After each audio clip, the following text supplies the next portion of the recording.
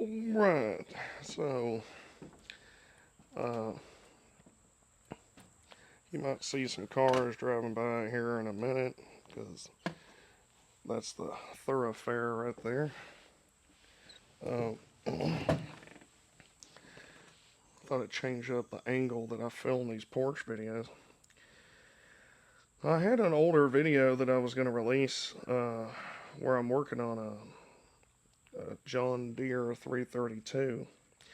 I'd edited it a few days. I filmed it several months ago, uh, and I kind of forgot about it. And I've been real busy, and I haven't been putting videos on and all that stuff y'all already know. But anyway, I was gonna put that video on of the John Deere, but after all the stuff that's been going on in our country here lately, honestly, I didn't feel like kind of a light-hearted video of me BSing about a lawnmower was the best thing to do. Um, I'm aware that my opinions on things that occur in the world are irrelevant and don't matter, and they really don't impact anything. I'm fully aware of all that, but it doesn't change the fact that this is number one. It's my YouTube channel, so I'll talk about anything I see fit on it. I've had people tell me before, they're like, you can do anything you want as long as you don't get political. Yeah. The reason why I've never gotten political on my channel is because my channel is predominantly about Jeeps, trucks, Willys trucks, tractors, things with engines. It's not because I'm afraid to tell you what I think. It's not. It's not that. Now, it's not the most conducive thing you can do on YouTube. I can tell you that. YouTube will punish you harshly. She's a harsh mistress. Certain ideas they don't want you to talk about. Certain things they don't want discussed, and they'll punish you in the algorithm. But fortunately for everybody, I don't make anything making these videos. Uh, I still haven't made enough off of all of my videos. I've made over 200. I haven't made enough yet to pay for the camera or the microphones or the stand that this camera is sitting on right now. Okay, so uh, what the hell? What's going to happen to the regular traveler? He's not going to make any money. I'm already not making any money. I don't care. That's not why I do these videos. Yeah, I'd like to make money down the road, but that's not the motivating factor. Because otherwise I'm committing a fool's errand if I just keep doing the same thing, expecting a different result. um, Sorry, I don't know if it's allergies or what. I'm kind of congested a little bit. Anyway, I thought the cigar might blow it out. Anyway, as most of you know, we've had some pretty high profile murders in public here lately. There was that young Ukrainian girl on the train up in North Carolina. That was horrific. And then, of course, Charlie Kirk was murdered in broad daylight uh, a couple days ago. Uh, and all this also is the fact that today is my 31st birthday. And my birthday is on the 12th. And my whole life, uh, starting from September 11th, 2001, I've never found my birthday to be particularly a happy time of year. Uh, every year when my birthday rolls around, for years and years, I'd always, you know, I wasn't excited about it. Because right before my birthday is the anniversary of 9/11, of course. Well, then as I got older, the day after my birthday is when my grandfather died. And now, 2 days before my birthday is when Charlie Kirk is murdered in broad daylight. And, uh, you know, I didn't listen to Charlie Kirk every day. I agreed with virtually everything I ever heard the man say, but I never did listen to his podcast that often. And I didn't, he wasn't like a daily thing, but I saw him all the time. He was, almost the same age as me. Um, he was a little bit older than me. I guess about a year older than me. Um, but he was a devout Christian. I agreed with him everything I ever heard him say about that. His politics I found exceptionally agreeable. Uh, which I mean, for a lot of you, yeah, I mean, it's not like it's a secret. You probably didn't think You probably could guess the way the regular traveler felt about things, even though I've never discussed any of it in the videos because, quite frankly, it's not relevant to anything or anything that we do together. All right. I've got lots of friends from all kinds of backgrounds and beliefs. I've never been big on, like I say, discussing any of this in my videos because it doesn't have anything to do with anything. But when you live in a world where, like, people are getting killed in broad daylight, and significant portions of our society think that it's enjoyable, that it's pleasant. I don't know why you got to forgive me. My voice is all jacked up. Anyway, and then I keep seeing the classic. I had severe bouts of depression over this. Like I say, I didn't listen to Charlie Kirk every day, but the people that think that this is great that Charlie Kirk was killed like that, uh, if they got to know me too good, they'd say they would be happy if I died the same way, and a good portion of my family and a lot of my friends uh, and some of the people that aren't even of my persuasion politically or of my faith, but they still talk to me. They wouldn't like them either, and I think it's disgusting. There's a lot of people in this world that I don't think should live. People that abuse children, people that abuse dogs, people that abuse women, parents that abuse their children, that have children just so that they can abuse them, people that sell women into slavery, people that are, abusive towards the weaker like that. I don't think that they should live. I genuinely don't. I don't think the world loses anything when somebody that's been abusing children dies. I don't think they've lost anything. I don't think the world's lost anything. Now, at the end of the day, that person, even no matter how horrible they are, they're still a child of God, and that's not what God wanted for them. So, uh, the hope should always be, and it's very hard to feel this way, but the hope should always be that that person got redeemed by Christ before they died. Now, that's a high ideal. That's extremely difficult to maintain. I fail at it a lot. All right. Um, I feel a lot of ways about a lot of different people. A lot of people uh, that are allegedly on my side of the spectrum, right? A lot of people on our side. If anything, I'm more critical of my own side than I am anything going on the other side, right? I don't expect them to act a certain way. People that don't agree with me, I don't expect them to act a certain way. But people that allegedly, on paper, agree with me, uh, or at least feel the same way I do, I expect a certain amount of rational thought and things like that from them. And it's short supply. It's short supply nationwide. It's short supply. But the thing that gets me is that you know the, that there's people out there that have wanted this, that think this is exciting on both sides. I've seen a lot of people that that love Charlie Kirk saying that like finally we can do something. They've got that attitude. Now we need to go into the streets and all this. And the difference of why it's different now, back in the '60s when political personalities and leaders were being killed back in the '60s, generally most people they didn't think it's great. You didn't see a significant portion of the country celebrating JFK being assassinated. There were some fringe groups. When Reagan was shot, Democrats didn't find that agreeable. I'm sure some did. I'm sure there was probably some Republicans that thought it was a good idea. But generally speaking, your average person didn't think that that was a good thing. But nowadays, you've got large segments of the population in the fringe and in the middle, in the core of the main group, and over here on this side, and that one in the back over here, and they think that this kind of stuff is great. And this isn't the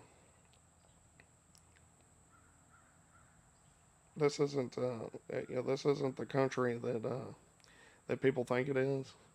It's not the country that it used to be. It's not even the country it used to be when I was a kid.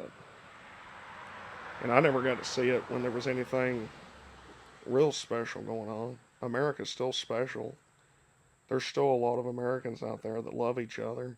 There's still a lot of good people out there that just want to have a house and a family and go to work and travel some and have a garden and some chickens or whatever, or they want to go to the city and go to a theater or whatever, and they don't want to worry about getting stabbed on a train, and they don't want to worry about going to a public event and seeing the guy they paid to go see get shot in broad daylight. They don't want to worry about that. They want to be able to go to college campus and not worry about being shot in the classroom. They don't want to worry about public speakers being shot and all that kind of stuff. There's still people like that.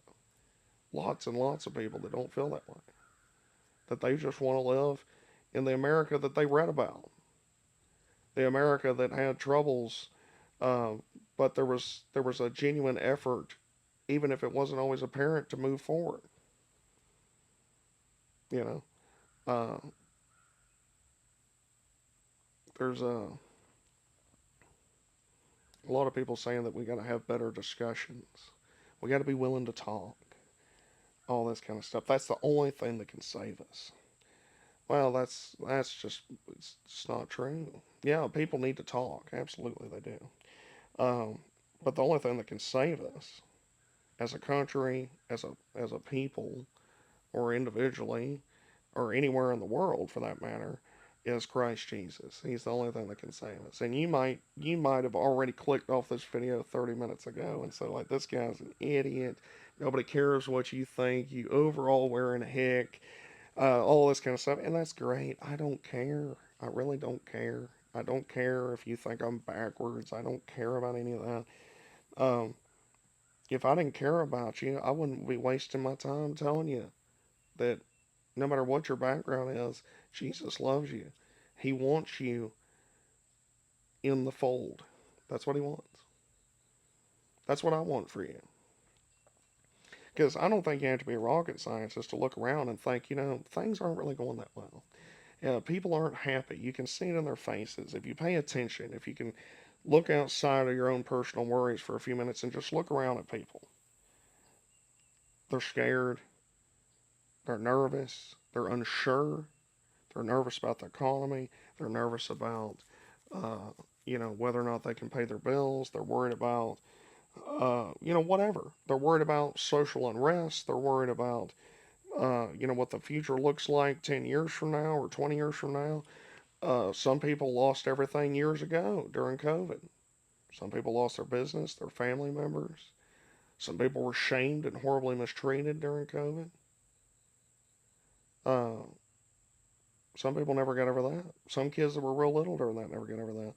And uh, and then you move forward, and things are getting more and more unhinged, more and more unsettled.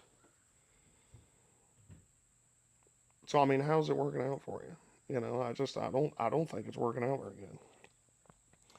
And so I think it's pretty clear and self-evident that the farther you get, the more acceptable it is to mock and shame people with Christian faith, or to shame people that talk about we need to have prayers for Charlie Kirk and his family, or prayers for people that are struggling, or whatever. Well, that's wasted effort. It doesn't count.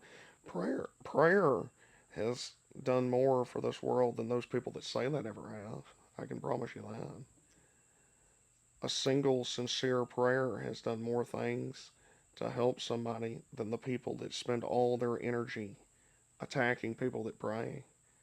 Because those people that attack people that pray, they're not contributing anything.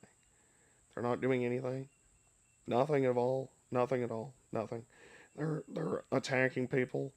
They're doing nothing of value to themselves or other people. That's why they're so miserable. That's why they spend all their time attacking other people online. I see things on here on YouTube all the time that I find objectionable, I find ridiculous, I find absurd, blasphemous, whatever you want to name, historically inaccurate, whatever. I've never wrote a comment to somebody else insulting them. Under one YouTube video in my entire life, I've never saw fit to write in and tell somebody that they're an idiot. I know I'm kind of famous for, I'm not famous, but I'm saying I'm kind of, known among the group that watches me for saying, let people know they're an idiot. Well, yeah, me telling you that in a YouTube comment doesn't mean anything, but when we're face to face and I can articulate to you, uh, about whatever it might be. It could be Willie's Cheap, it could be history, it could be whatever. That you're wrong. That's worthwhile. I think when that needs to be done. People write me telling me I'm an idiot. It doesn't do anything to me. Sometimes it's quite amusing. Sometimes it pisses me off. Uh, but it's not even what they say that pisses me off. It's the fact that they can so openly, purposely look for something to be mad about. Like I say, I'm supposed to live in a country where people are allowed to talk about whatever they want. We talk about freedom of speech and you can talk about your ideas and all that stuff. But then people tell me, just don't get political. Don't you dare. Don't you dare. Don't you dare say anything political. Does that sound like I've got freedom of speech to you?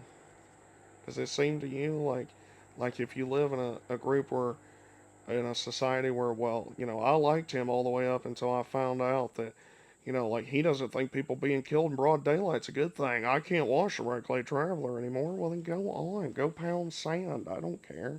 I would offer you some legitimate criticism that maybe you should spend some time in prayer and some self-reflection. That maybe you shouldn't feel that way.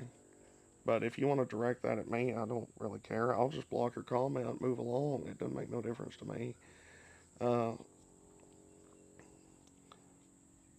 it's a deeply troubling era that we're in. If you're honest with yourself, you can tell that it's deeply unsettling. Um, this isn't the first time it's been like this. It's the worst it's ever been in my life. Uh, I know 31 years is not a long time. I know my average viewer is over 60. So a lot of you have double life experience from me. Some of you can remember the turmoil of the 1960s. You're old enough to remember it quite well. So for some of you, it might seem rather familiar. You know,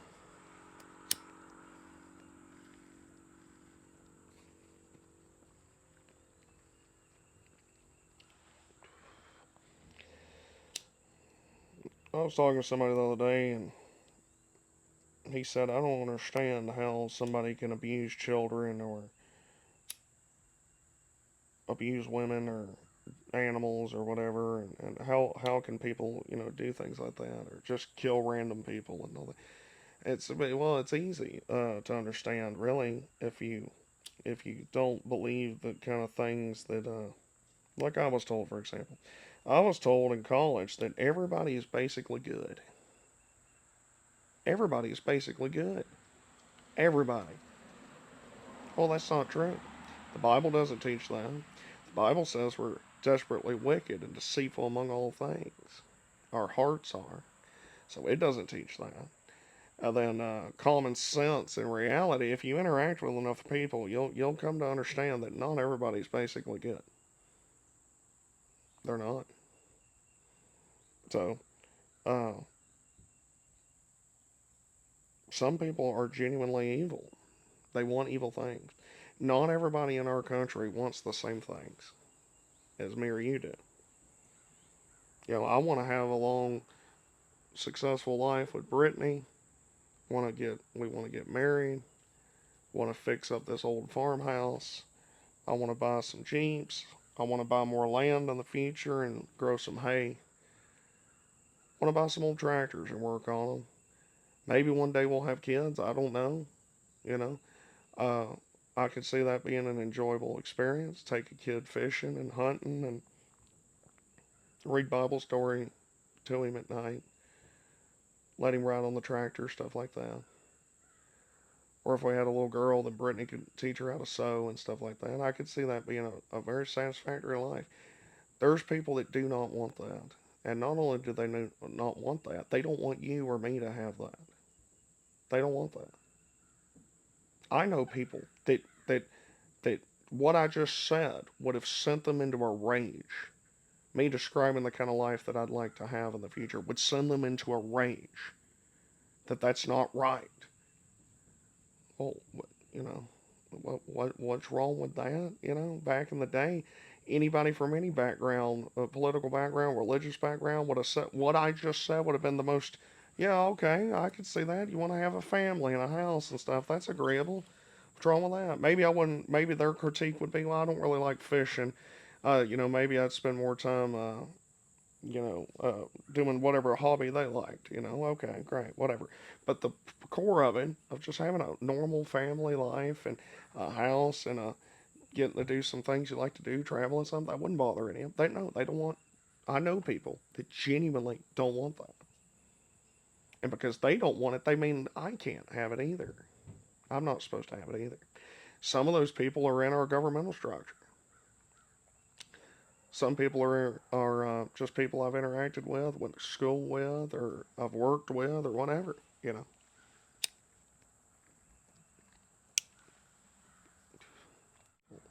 I'm supposed to love everyone. I'm supposed to try to do that. I fail at that a lot. There's a lot of people that I don't love, and I'm trying.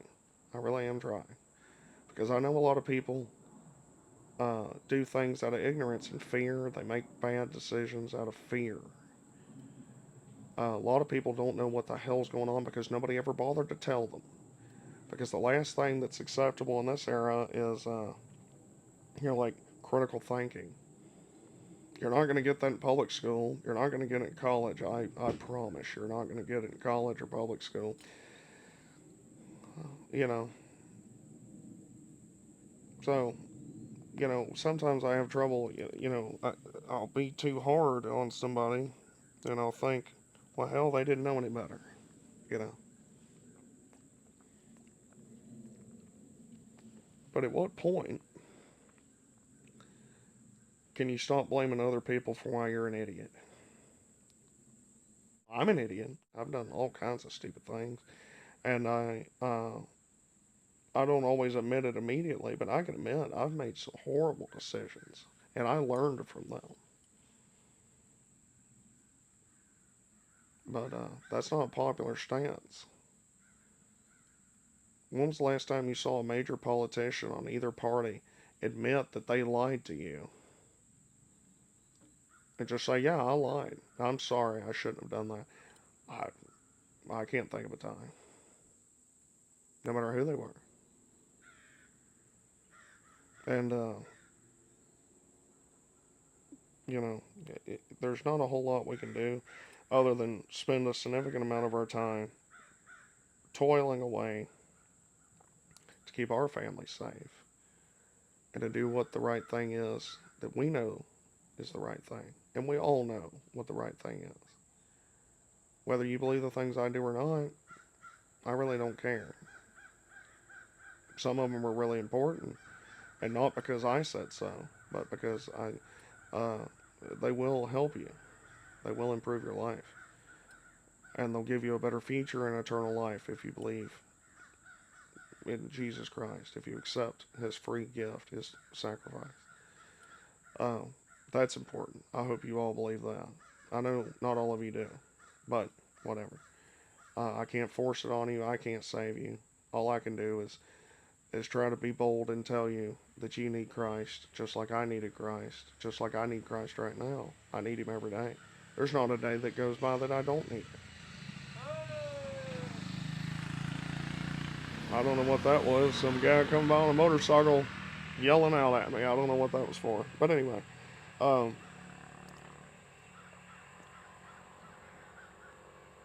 but just realize that there's a small chance that things might get better moving on from here. I don't think so. I think they're going to get progressively worse.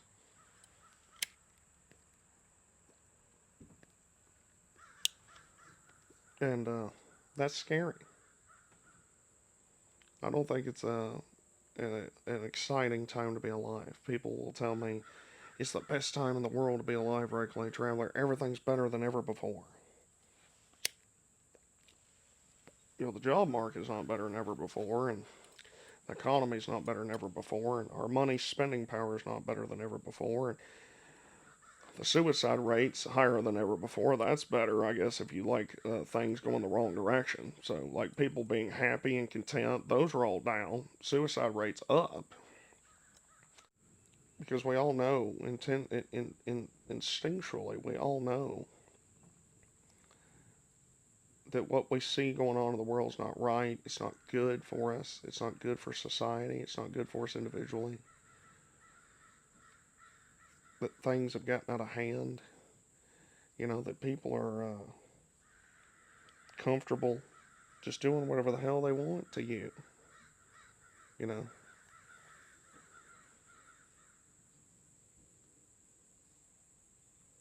I don't like this time. I don't like it here. I don't like the way it is. I don't like the way people are afraid. I don't like how they're afraid to speak. I don't like how they're disjointed. They hate each other. I'm not supposed to hate anyone. That's something else I struggle with a lot. There are people I hate. Like I say, people that willfully lie to the public, people that willfully and dangerous, people, like I say, that abuse children and women and things like that, fathers that abandon their children. I have a whole lot of trouble with that one. I have a lot of trouble with that. I have no respect for people that abuse and abandon their children, especially men. I've known a lot of men that that they couldn't stay faithful to their wife and they couldn't take care of their kids or anything, but they expect me to trust them. Well, hell, if you can't meet the most basic obligations to your wife or your children, then why the hell would you be reliable to me? You wouldn't. I don't know if you'll watch this whole video. I don't even know if I'll publish it or not. It's kind of disjointed and stuff. It's not really a porch rant. I'm just sad.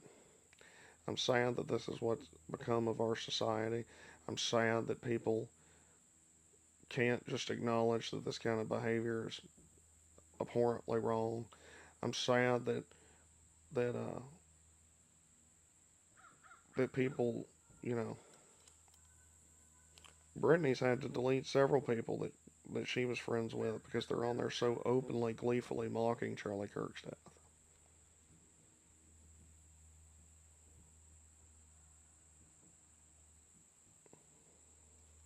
That shouldn't be a thing. She shouldn't go on there and see somebody that she's friends with and went to school with or whatever that's celebrating a man's death in public. That just shouldn't happen. It's just not a thing. It's like, but there's these people that have celebrated Charlie Kirk's death that will also, that showed remorse when Charles Manson died or when Jeffrey Dahmer was killed in prison or if a mass murderer or something is executed. They have sympathy for the guy on death row. They don't have sympathy for that husband and father of children who was talking to a large group of people that wanted to hear what he had to say.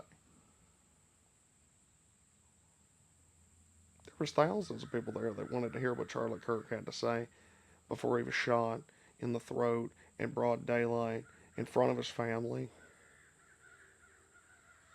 And there's people that's even mocked that. Thought it was funny that his wife was there. And that level of cruelty, it's not. Uh, I give a lot of credit to mankind's ability to be evil. I know a lot of Christians like to say that, well, somebody only does something that evil when they're possessed. They've got to be possessed. I absolutely believe in possession. But the scary thing is you don't have to be possessed by a demon to act like one. Humans are more than capable of being demonic on their own, of doing horrible things on their own. So, I don't know. I just didn't feel like posting a whole cheery eyed video about a John Deere tractor lawnmower. I felt like talking about this. But what I'm getting at is we need to pray for our country. We need to pray for salvation for our country. God has blessed our country, the United States, exceptionally. And there was a time where I would say in history that even though we weren't getting everything right and not everybody was equally treated, that it made sense that God continued to bless us. To me now, I'm confused most of the time that why our country hasn't been wiped off the earth. And I don't want that. I'm an American. My family's been here since before the Revolution.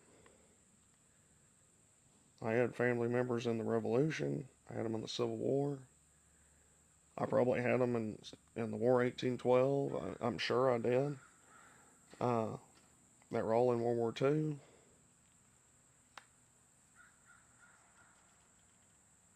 I don't want anything to happen to my country. But then I think, would my ancestors have done all that? Would they have fought in the Revolution? Would they have been imprisoned in prison camps during the Civil War? Would my ancestors have voluntarily fought, got captured and imprisoned at Point Lookout, Maryland, if they'd have known that their country was going to develop into what it is right now? Would they have done that? I don't think they would have. I don't think that those men that were freezing their ass off up there in Maryland are the one that was shipped out to Rock Island, Illinois, the one they called the Andersonville of the North. I don't think he would have done all that if he'd have known that one day a man could be murdered in broad daylight and tens of thousands of people across his country would celebrate it. If you go back and look at all the videos when JFK was assassinated,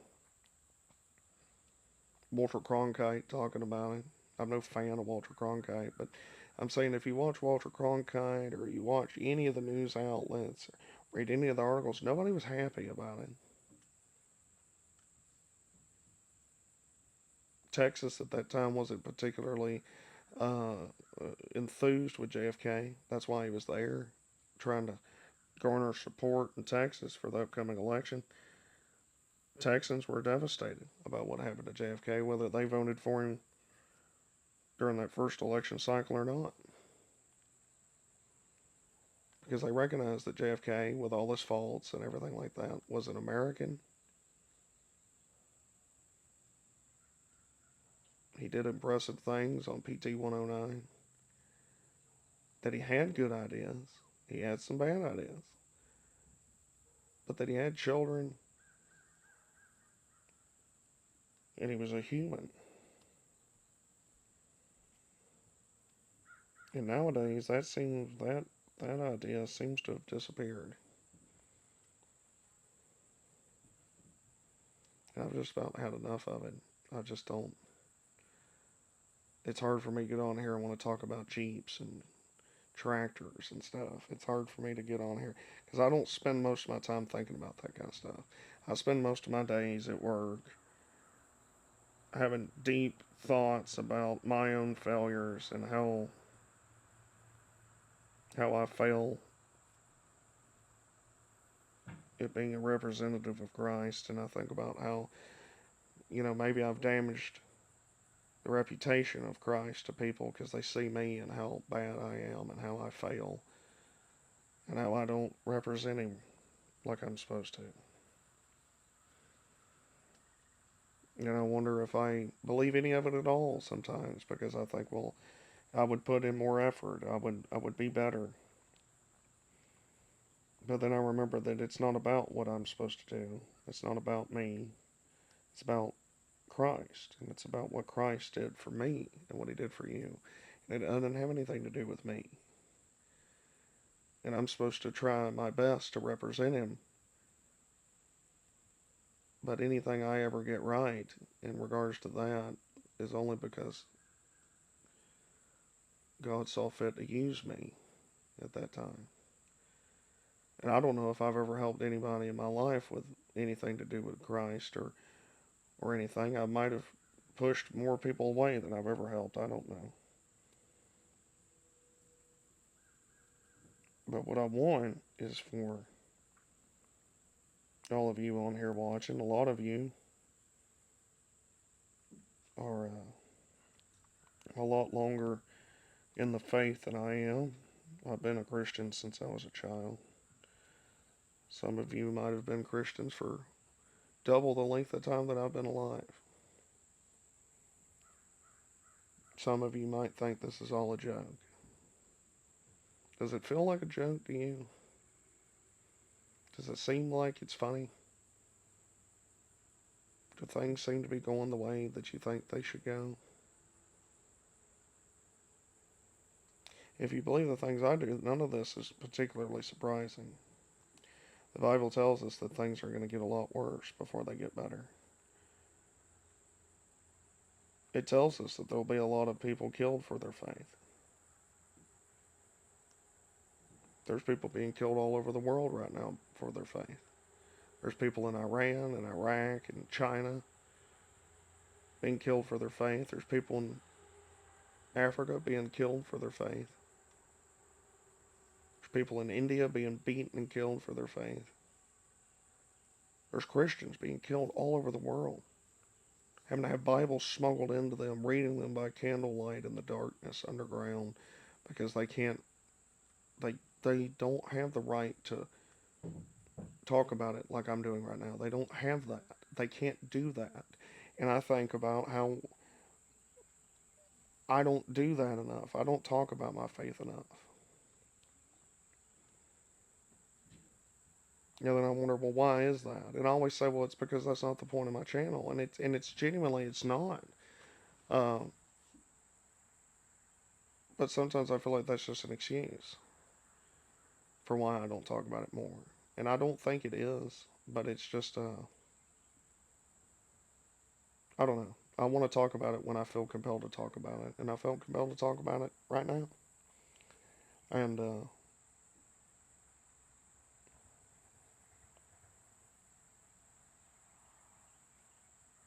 all I know is that people need to turn their eyes back to Christ. They need to accept that we have no control over things that go on in this world. We have free will, but we're not masters of this world. And that there is evil people out there, and there is demonic things out there, and there are principalities and evils and wickedness that go on that are beyond human consumption or comprehension. Some of the things that go on in the world, like your mind can't even grasp it. You can't consume it. It doesn't click because it's so beyond even your worst thoughts. And it's deeply troubling.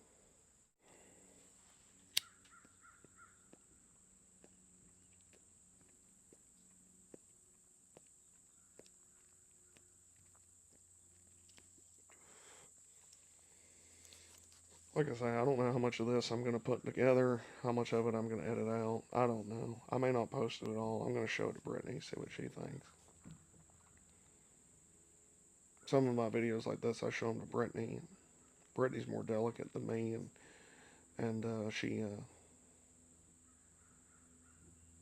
she'll tell me if I'm being too harsh or not doing something right, or secondary conscience from my own.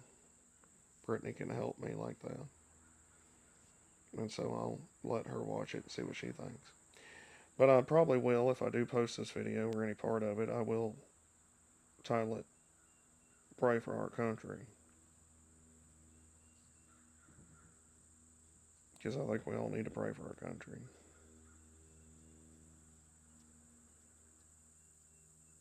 Some of you, like I say, my average audience member is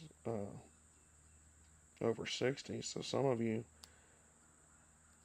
uh, these may not be deeply concerning you. I've got a lot of friends that are in their 70s and they say they're not worried about it. All these kind of things that I'm talking about, that's my problem. They're too old to worry about it. Maybe some of you feel that way. You've got your houses paid for, you've got your retirement, you worked hard your whole life, your kids are raised and gone, doing their own thing. Maybe you think, well, I don't have time to worry about all this kind of stuff. I don't worry about it. You should worry about it for your grandchildren. You should worry about it for your children. If you live long enough, you'll have great grandchildren. You should worry about them. If you don't care about the kind of stuff that I'm talking about that's going on in this world right now, you will be made to care. All of it matters. And people say all these years they've been telling me, I don't care, that doesn't impact you. And I've always said that. It does impact you whether you know it or not. And you will be made to care one day. Because it'll impact you directly in some way. It'll come back to you in some way or another. Suddenly, that thing that you said all those times, I don't care about that. Who cares? So what? Well, then all of a sudden you care because now it's impacting you. So it's good to preemptively care about stuff. So pray for us, pray for our country,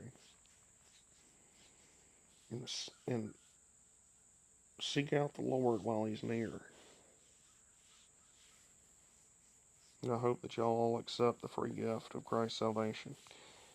He came here, was tortured and killed, and buried in a tomb, and then He rose from the dead 3 days later. And He did all that for you. And He did it for me. God knows I needed it. And I don't deserve it. And Charlie Kirk said, I saw one of his quotes I really liked. And he said, the only thing that death can do to the believer is deliver him to God. And that's true. And so I think about that he's with God now. He's with Christ. There's no doubt in my mind that he was a sincere Christian.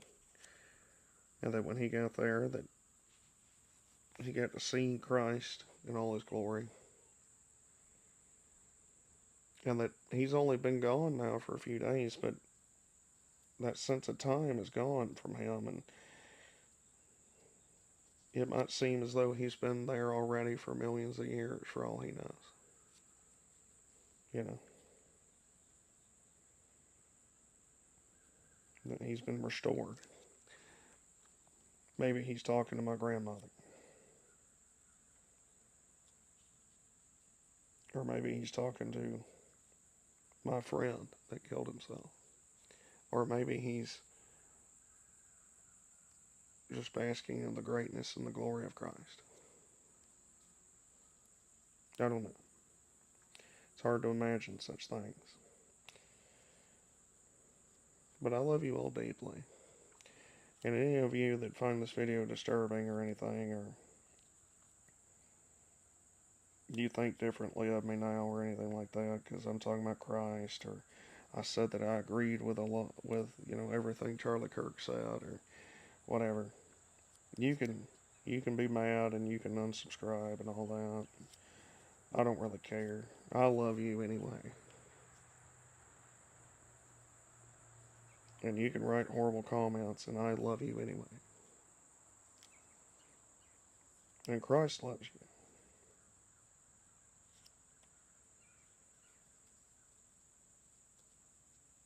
And this is what I'm thinking about on my birthday. I wanted you to hear about Christ. Because He's something that's always been there for me, whether I knew it or not. Whether I wanted Him to be there or not. And I want that for you. I want Him to be that comfort and guide and small, still voice for you. Because He'll be that for you, and He'll be so much more than that. I am the Reckless Traveler. I love you all deeply. Continue to pray for our country and for Charlie Kirk's family. And if you can find it in your heart, we should be compelled to pray for the assassin's family. And if you're feeling exceptionally bold, you should be compelled. I don't have it probably in me, but I should, to pray for the assassin himself. That he asks for forgiveness while he's still here. I am the Reckless Traveler. I will put out some more lighthearted videos in the near future. Yeah, buddy. Remember, I love you, and Jesus loves you, and the country is still worth fighting for.